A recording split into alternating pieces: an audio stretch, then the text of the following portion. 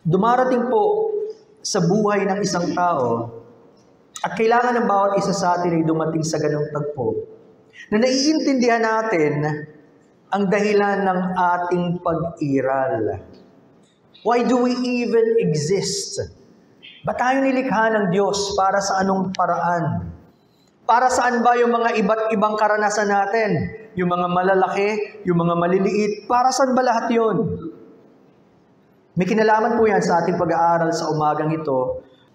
1 Samuel chapter 17, 28 to 29.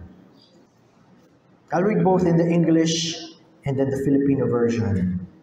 Now Eliab, his oldest brother, heard when he spoke to the men, and Eliab's anger was aroused against David, and he said, "Why did you come down here? And with whom have you left those few sheep in the wilderness?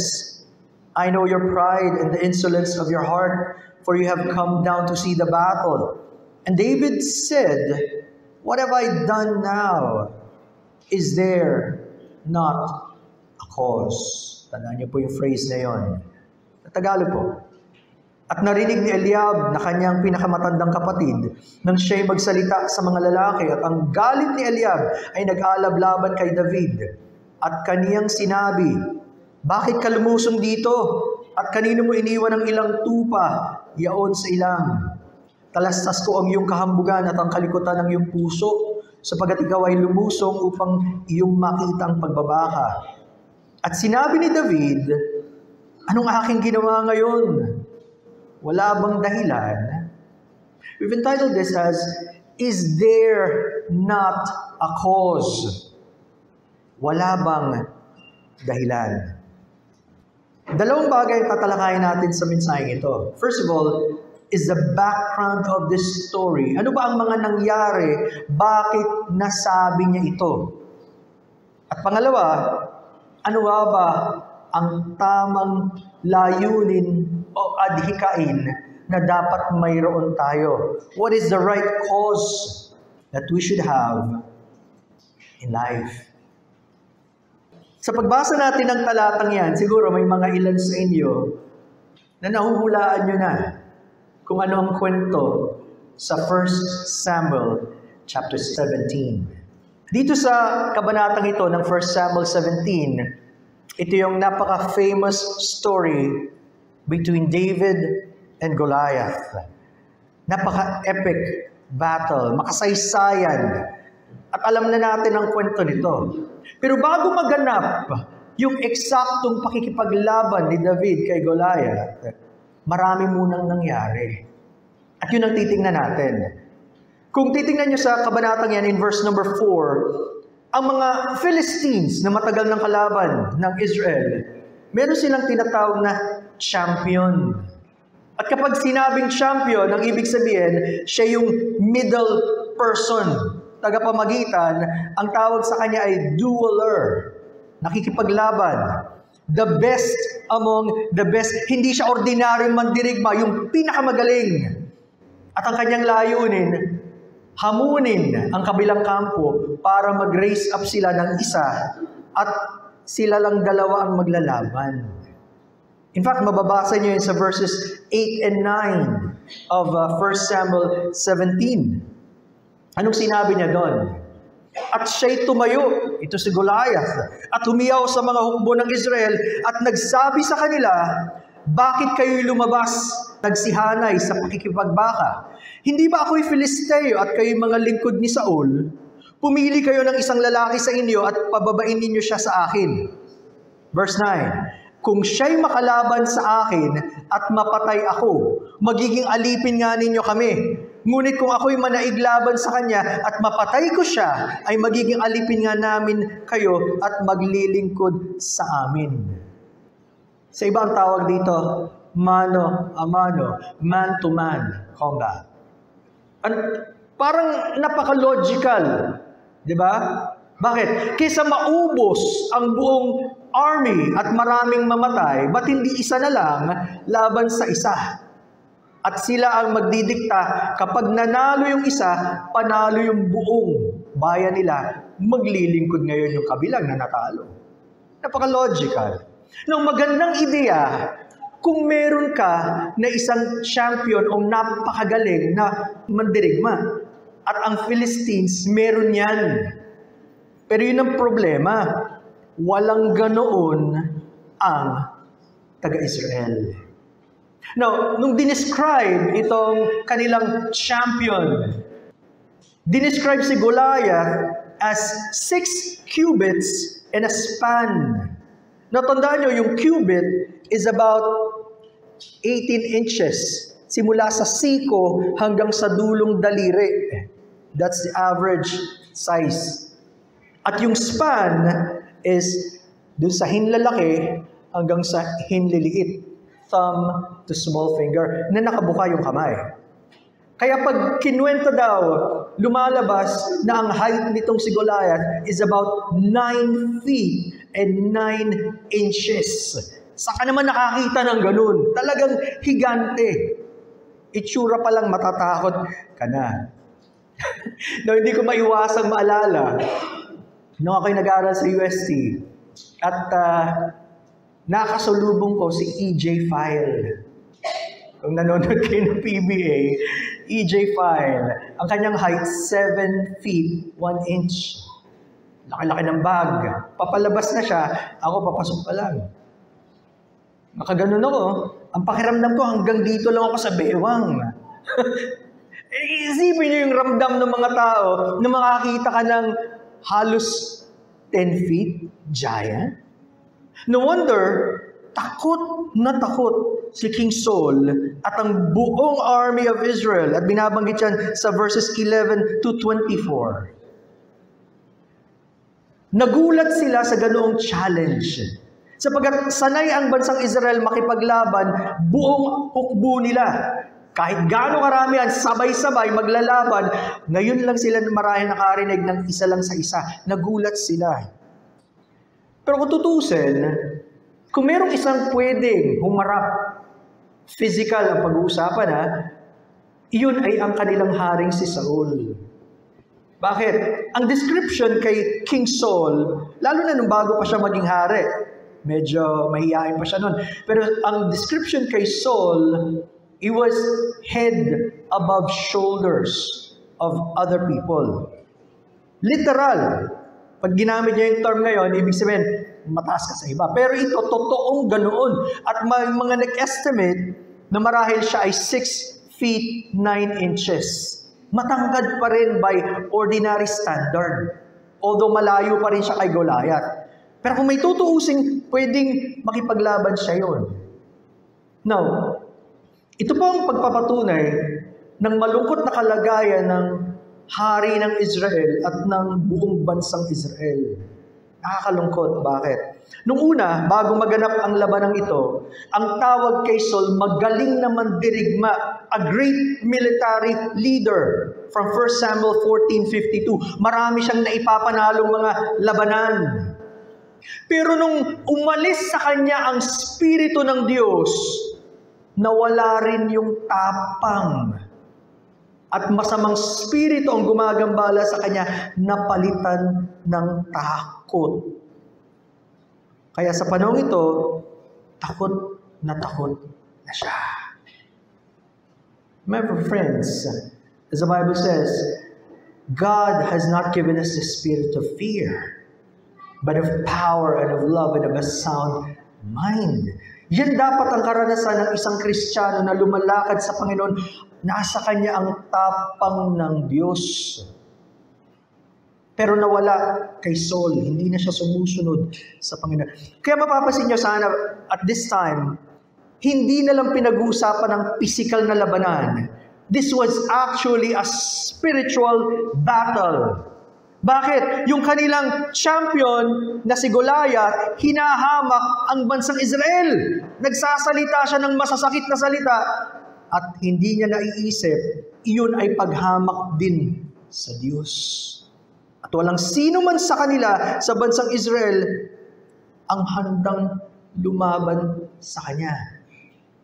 At makikita nyo, kapag ang mga tao malayo sa Diyos, nawawalan tayo ng tapang at kakayanan na gawin ang nais ng Diyos. At pansinin nyo, kahit sa atin, kadalasan, ang mga labanan sa buhay natin, hindi naman physical Hindi naman tayo kasama sa mga gerang nagaganap sa iba-ibang bansa. Kadalasan, ang mga pinaglalabanan natin, spiritual. Kaya hindi tayo mananalo sa spiritual na labanan na gamit-gamit ang physical na sandata. Lalo natin kailangan ma-realize gaano kailangan nating lalong lumapit sa Diyos sa pananalangin, sa paghahanap sa Kanya, sa Kanyang mga salita, at pagsuko ng ating sarili. Pero gaano karami sa atin, araw-araw, sinusubukan nating i-handle ang mga nangyayari sa buhay natin ng sarili lang natin. That was the sad state of the nation. Pagdating sa verse 16, palapit daw ng palapit itong si Goliath at ibinigay niya ang kanyang challenge for 40 days. Ang tagal. Tinutuya niya ang bansang Israel sapagat sinasabi niyang, wala makaharap sa inyo sa akin. Ang turing niya sa kanya mga duwag. Walang mag-dare na humarap sa kanya. Kaya for that period of time, there was a standstill. Walang nagaganap. Kaya binabanggit sa verse number 19 of 1 Samuel 17, now Saul and all the men of Israel were in the valley of Elah fighting with the Philistines. Yung term dyan, nakikipaglaban sa mga Filistea, ang ibig sabihin, they were in a position ready to fight. Handa sila makipaglaban, pero hindi pa sila talaga nakikipaglaban. Umaakma pa lang sila. Now, huwag nating aalisin sa kwentong ito. It is not about David and Goliath per se. But it is about God and the sovereignty of God. Paano natin makikita ang pagiging hari ng Diyos na siya ang may kontrol ng lahat ng mga pangyayaring ito? Pag binasa nyo ang kabanatang ito, makikita nyo na si Jesse, ang tatay ni David, niwala sa kanyang hinagap na ang kanyang pinakabunsong anak. Remember, David was the 8th of 8 sons. Ikawalo siya, bunso siya sa 8 lalaking magkakapatid.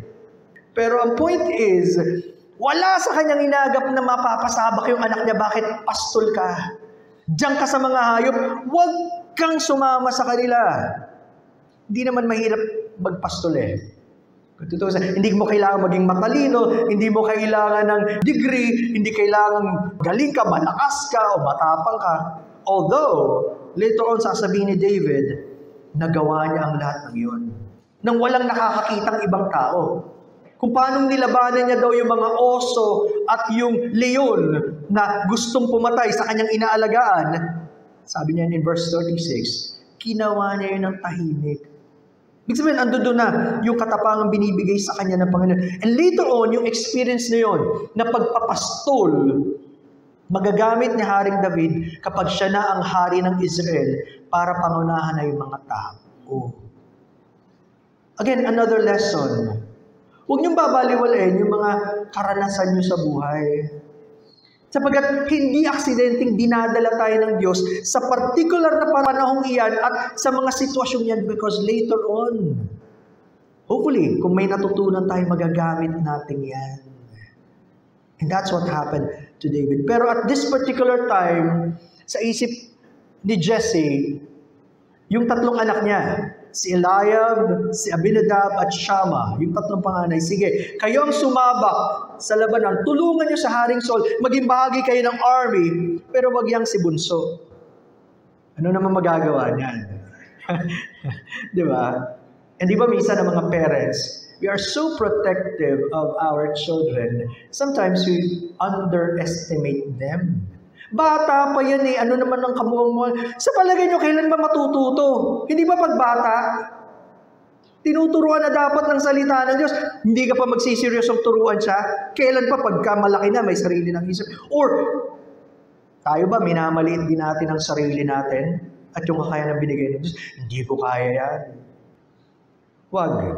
Sapagkat bawat isa sa atin, ginawa ng Diyos uniquely at may pinagkaloob siya sa atin.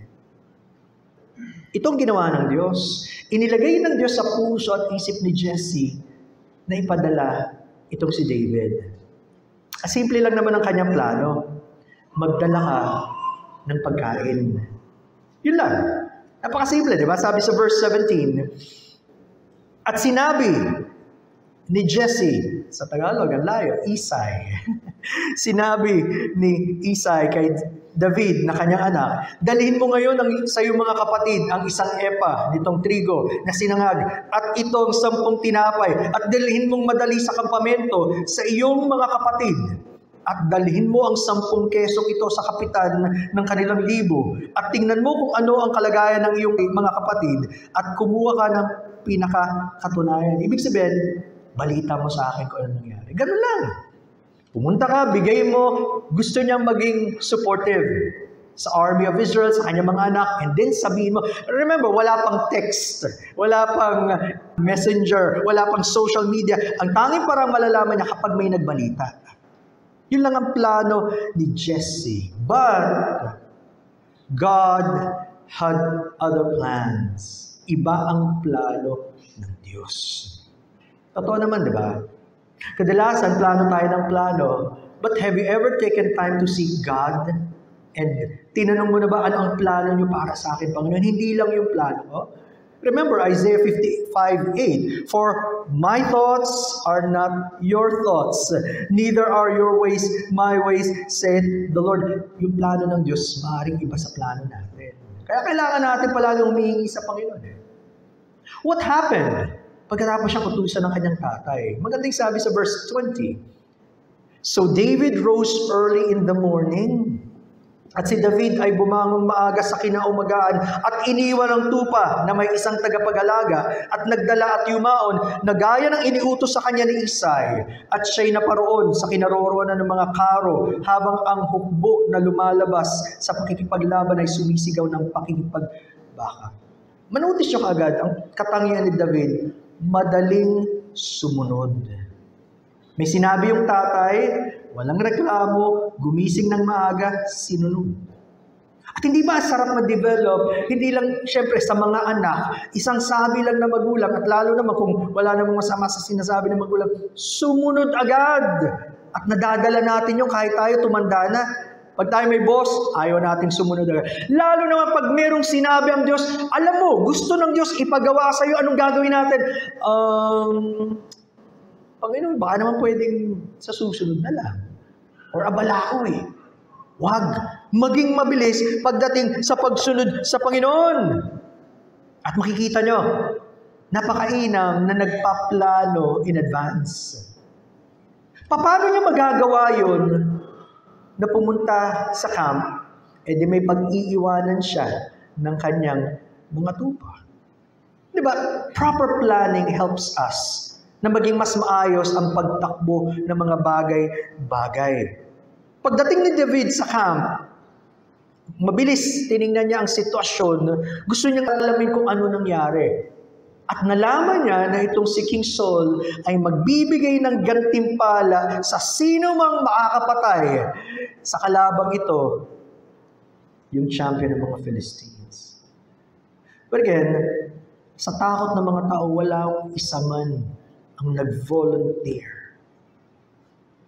Now notice the important role of the leader. Bawat isa sa atin is a leader in one sense. Because as someone said, ang leader daw is someone who has an influence. Kung may nai-influensyahang kang tao, then you are leading that person in one way or another. Gaano kahalaga yung role of a leader? A leader must lead by example. Nawala kay Saul. Kahit anong pabuya ang ibigay niya, hindi ma-encourage ang mga tao. Bakit? Nakikita nila yung leader nila takot eh. At hindi man lang gustong lumaban, eh di sila rin paghihinaan nyo. It's the same thing. If we have our own families, meron tayong mga kaibigan, may grupo tayo, at somehow, gusto mo silang i-lead sa Panginoon, imposible na kung ikaw mismo ayaw mo sa Panginoon, and then you would expect people na lumapit sa Diyos. By example. Nang narinig ni David ang sigaw nitong higanting ito from verses 23 to 27 at inalam niya ano ang mga nangyayari, kinuwento sa kanya. Sabi sa verse number 25, At ang mga lalaki ng Israel ay nagsabi, nakita ba ninyo ang lalaking iyan na sumasampa? Tunay na sumasampa siya upang maghamon sa Israel. At mangyayari na ang lalaking makapatay sa kanya ay payayamanin ng hari ng malaking kayamanan at ibibigay sa kanya ang kanyang anak na babae at palalayan sa Israel ang sambahayan ng kanyang ama. Hindi na magbubuwis. Alam niyo, para kay David, hindi mahalaga yung pamuya. Marahil, iba ito sa kaisipan ng karamihan, di ba? Pagka gusto mong tumanggap ng malaking bonus, gagpapakitang gilas ka, no? Para kay David, gusto niya lang gawin yung nararamdaman niyang tamang gawin sapagkat alam niya yun ang gusto ng Diyos. Hindi mahalaga yung rewards. Although it might come later, hindi yun ang main priority. Nakita ni Eliab, or si Eliab sa Tagalog, yung kanyang panganay na kapatid, anong nangyayari? Anong naging reaction niya? Balikan natin verse 28. Now Eliab, his eldest brother, heard when he spoke to the men, and Eliab's anger was aroused against David. Nung narinig niya yung sinasabi ng mga kalalakihan kay David at naririnig niya nakikipag-usap, sabi, at ang galit ni Eliab ay nag-alab laban kay David at kanyang sinabi, bakit ka lumulusong dito? At kanino mo iniwan ang ilang tupang yaon sa ilang? Talastas ko ang iyong kahambugan at ang kalikutan ng iyong puso sapagkat ikaw ay lumusong upang iyong makita ang pagbabaka. Napakabilis niyang maghatol. Kinwestiyon niya agad ano ang dahilan o motibo ni David sa pagpunta sa battlefield. Ininsulto niya ang kanyang kapatid sa pag-emphasize, kanino mo iniwan niyo yung kakaunting mga tupa? Kukunti na nga lang iniwanan mo pa. Para bang gusto na lang niya sabihin, without saying it directly, wala kang business dito, ba't nandito ka pa? Wala kang dahilan para pumunta dito. Napaka-negative attitude. Pero hindi pa siya tapos. Sabi niya, alam ko ang yabang-yabang mo at punong-puno ng pagmamalaki yung puso mo Kaya ka pumunta dito sa labanan. Ano yun? Bigla na lang siyang naging expert. Nabasa niya agad ang isip at puso ni David. Of course, that's not true. Inutusan si David ng tatay niya at may dahilan kaya siya naroon. Mga kapatid, ito ang isa sa pinaka-dangerous na landas na tinatahak natin kapag iniisip nating alam natin ang nasa isip at puso ng ilang mga tao. Para bang basang-basa na natin. Sino ba nakakabasa ng isip at puso? Hindi ang Diyos. Hindi ba ang Diyos? Pero, habang iniisip ko to, gaano kadalas na natin ginawa, mabilis tayong dumating sa conclusion. Ganyan yung taong yan kasi naman sinabi niya to, so ibig sabihin, ganito yan. Ang dali-dali natin dumating sa conclusion, hindi naman natin alam lahat ng nangyayari. Hindi nga tayo nagtatanong. It happens to all of us. Ano bang sinabi ng Panginoong Jesucristo sa mga ganong salitaan? Sabi niya in Matthew 12:36 and 37, at sinasabi ko sa inyo na ang bawat salitang walang kabuluhang sabihin ng mga tao ay ipagsusulit nila sa araw ng paghuhukom. Sapagkat sa iyong mga salita, ikaw ay magiging banal at sa iyong mga salita ay hahatulan ka. Of course, kung tayo ligtas na, hindi yun ang dahilan para tayo ay hatulan sa impyerno. Hindi yun. Pero nakakatakot isipin kung gaano karaming walang kakwenta-kwentang bagay ang mga pinagsasasabi natin at kung paano nilalait-lait natin ang ibang mga tao sa harapan ng iba na hindi natin iniisip nagagalit ang Diyos ang nakakarinig. At madalas may mga usap-usapan, bulong-bulungan kasi kadalas tinatago. Pero kapag andyan na yung taong involved, ayaw mo naman magsalita. Kanong kadalas tayo sumasali sa ganoon? Tulungan tayo ng Panginoon na suriin muna yung sarili natin bago ang iba. Napakadaling mahulog sa ganyang patibong. Kaya pansinin nyo, Bago yung actual na pakikipaglaban ni David kay Goliath, nakipaglaban muna siya sa salita. Ang tawag ko nga dyan, word war. And this was a test of his character. Bakit? Sa mahinahinang tao, mapagsalitaan ka lang ng masakit, o feeling mo, ako yung iniinsulto ng taong to, titiklop na tayo. Masakit ayoko na. Pero tandaan niyo, kung hindi kayang labanan at i-overcome ni David ang insulto sa kanya ng kanyang sariling kapatid, paano siya mananalo sa aktual na labanan? Doon pa lang marami na bumabagsak. Tandaan niyo, sabi sa Proverbs 16:32, "He who is slow to anger is better than the mighty, and he who rules his spirit than he who takes a city. Siyang mahubad sa pagkagalit ay maigi kaysa sa makapangyarihan." Hindi lang pinag-uusapan ng lakas. At siyang nagpupuno sa kanyang diwa ay maigi kaysa sumasakop ng isang bayan. Self-control. Gaano kahirap i-control yung sarili natin? Marami sa atin, including me, ito ang problema natin. But you know what? There's hope. Kasi sabi sa Galatians 5:22, ito daw ay bunga ng Espiritu ng Diyos. It is the fruit of the Spirit. At kung bunga ng Espiritu yan, hindi mo kayang kontrolin ang sarili mo sa sarili mong lakas. Ang Diyos lang ang pwedeng magbago sa atin, mga kapatid. There is hope, but our hope is in God, hindi sa atin. Ano ang tugon ni David sa nangyari? Verses 29 to 30. At sinabi ni David, "Anong aking ginawa ngayon? Wala bang dahilan?" Para bang sinasabi ni David, may malaki ba akong kasalanan ginawa at napapansin mo ko? Nagsalita lang naman ako Nagtatanong lang ako. Wala bang mabigat na dahilan para ako ay naririto? And then sabi doon, 30, "At tinalakdan niya siya at napatungo sa iba at siya'y nagsalita ng gayon ding paraan at sinugot siya uli ng bayan ng gaya ng una." Alam ni David, may mas mahalaga pa sa oras na yun kaysa makipag-away siya ng salitaan sa kanyang kapatid. He was willing to let it go. Nakikita niya, kailangan niyang magpatuloy sapagkat may mas matinding pangangailangan. Iniwanan niya ang kapatid niya at bumalik siya sa army of Israel para alamin ang mga nangyayari.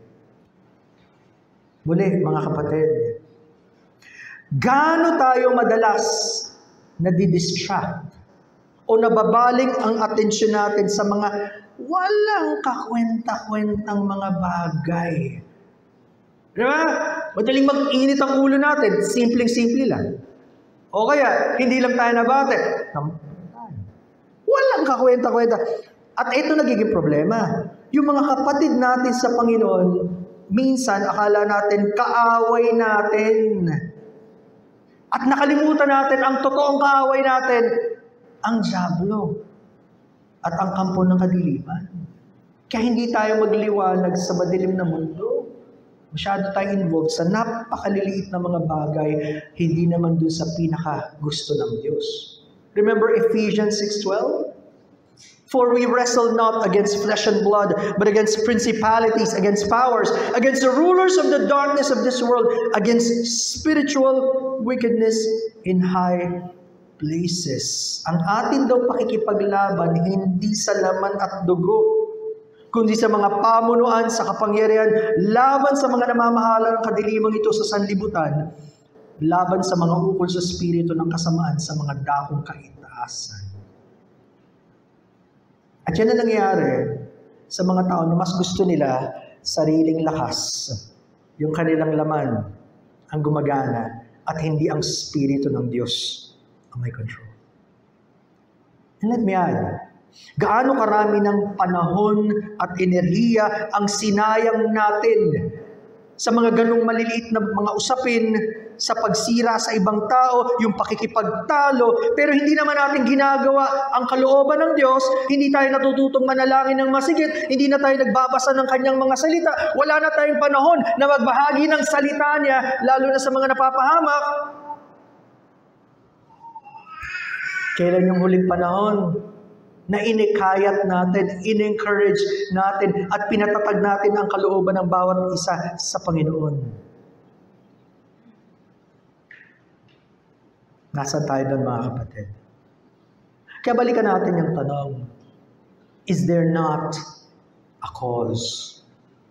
Wala bang adhikain o mas matayog na dahilan na dapat gawin natin higit pa sa mga makasarili nating ambisyon at yung mga personal nating mga agenda? Wala bang dahilan o adhikain na higit pa sa maliit nating mundo at bibigyan tayo ng mas malaking pagtanaw ng Diyos? Wala bang mas malaking dahilan o adhikain na hindi lang pang samantala dito sa mundo, kundi para sa walang hanggan? Alam niyo naman, maraming mga aktivista, gusto nilang sumasama sa mga rallies, sa mga pakikipaglaban. Bakit? Pakiramdam nila, kailangan nilang ipagtanggol ang bayan. So, that's their choice. Pero ilang Kristiyano ang handang makipaglaban para sa Diyos at sa kalooban ng Diyos at sa kaharian ng Diyos. Kailan yung huling-huling pagkakataon na masyado kang namangha sa kadakilaan ng Diyos, na wala ka ng ibang maiisip na mas mahalaga pa kundi sa Diyos? Yung dami ng oras na ginugulgul mo sa kung saan-saan, biglang matutunaw dahil nakita mong ang Diyos lang talaga pala ang pinakamahalaga. At gusto mo ngayon na malaman ang kalooban ng Diyos at magpagamit sa Kanya para sa Kanyang kalwalhatian. Naramdaman mo na ba yung bigat ng iyong kasalanan? At hindi ka na pwedeng magpatuloy sa ganung klase ng buhay na palagi ka na lang nagre-rebelde sa Diyos. Hanggang hindi ka katagpuin ng Panginoon at hanggang hindi siya nagiging hari ng iyong buhay, wala kang kapayapaan. Hanggang hindi mo siya nakakilala sa kaligtasan. Tanong, handa ka bang ibigay ang iyong buhay, ang iyong pangarap, ang iyong ambisyon, ang lahat ng mayroon ka para sa Diyos at para gamitin ka ng Diyos kung kinakailangan? Tandaan po natin, pahiram lang ng Diyos ang lahat. Pero bakit kung makakapit tayo parang atin? At parang ito na lang ang pinakamahalaga sa lahat. Kanina pinag-usapan namin the Book of Esther.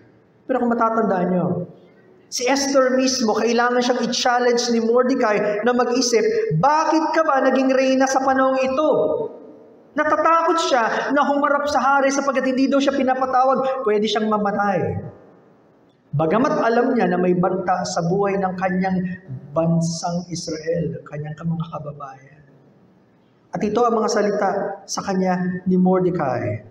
Esther chapter 4 verses 13 to 14. Na magkagayoy, pinapagbalik ng sagot sila ni Mordecai kay Esther. Huwag mong isipin sa iyong sarili na ikaw ay makakatanan sa bahay ng hari nang higit kaysa sa lahat ng mga Hudyo. Huwag mong isipin komportable ka na sa posisyon mo at hindi ka madadamay. Sapagkat kung ikaw ay lubos na tumahimik sa panahong ito, ay magtataglay nga ng katiwasayan at kaligtasan ng mga Hudyo sa ibang dako. Pwede namang magpadala ang Diyos ng ibang paraan para iligtas ang kababayan mo. Ngunit ikaw at ang sambahayan ng iyong magulang ay mapapahamak.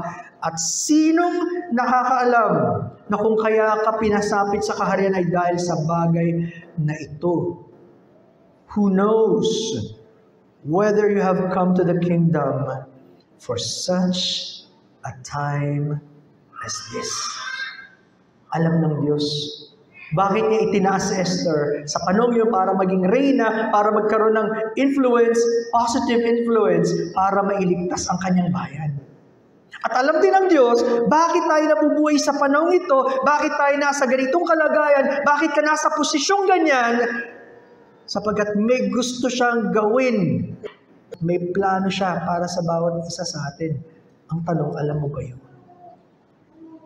Malalaman lang natin kung tayo palaging lumalapit at sensitibo sa Diyos. O kung kagaya ka rin ng karamihan, sobrang abala sa lahat ng bagay, maliban na sa Diyos. Ang Diyos pa ang walang lugar. Hindi mo malalaman yan. Nung namatay ang tatay ni Joseph, natakot ang kanyang mga kapatid. Being the prime minister, lahat ng kapangyarihan nasa kanya. Takot na takot sila, sabi na baka ngayon gantihan na tayo. Pero alam niyo, maliwanag kay Joseph ang dahilan bakit siya bininta sa Egypt. Sabi niya sa Genesis chapter 50, verses 19 and 20. At sinabi niya Jose sa kanila, huwag kayong matakot sapagkat nasa kalagayan ba ako ng Diyos?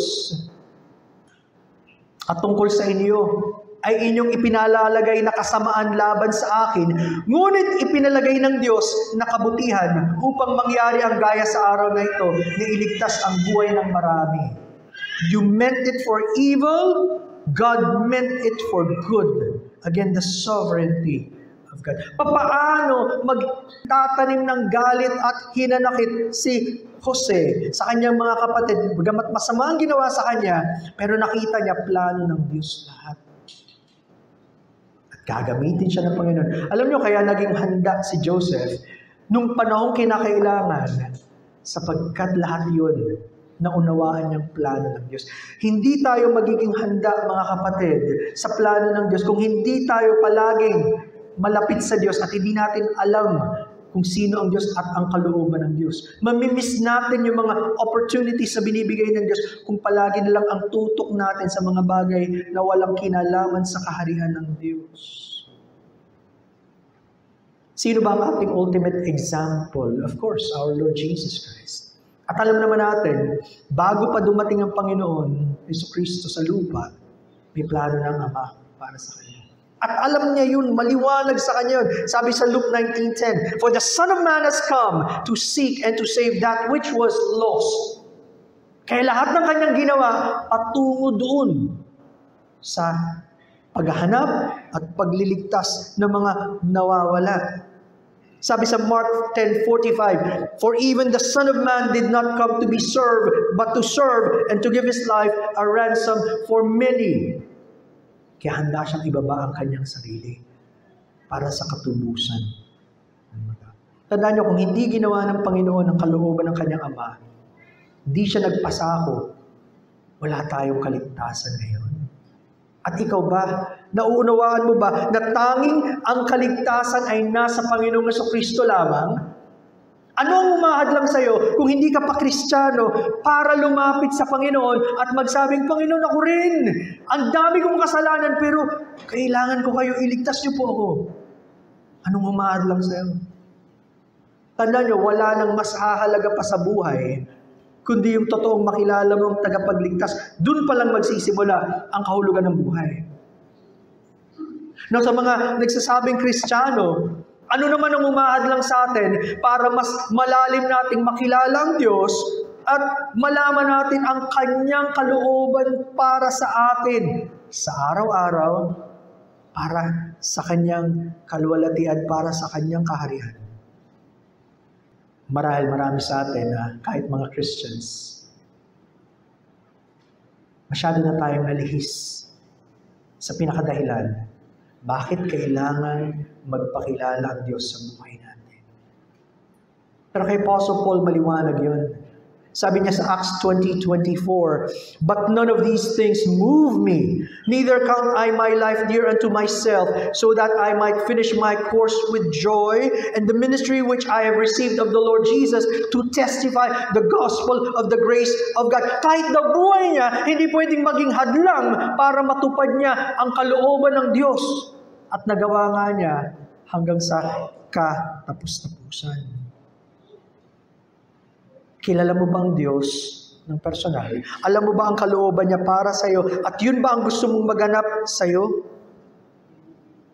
Hindi masasabi ni David yung mga sinabi niyang wala bang dahilan kung hindi siya sensitibo sa Diyos. Habang karamihan ng mga tao sa bansang Israel malayo sa Diyos, naramdaman niya siya ang tinatawag ng Diyos.